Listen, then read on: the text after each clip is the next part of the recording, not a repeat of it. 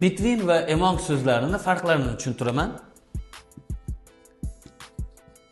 Between bu ikki narsa yoki odam o'rtasida degan ma'noda ishlatiladi. Mana shu yerda. Misol uchun, there is a cafe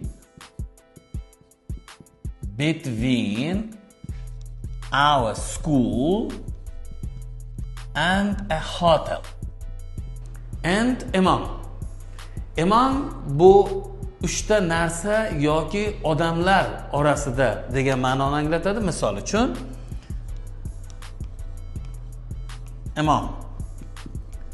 There is a small house among trees.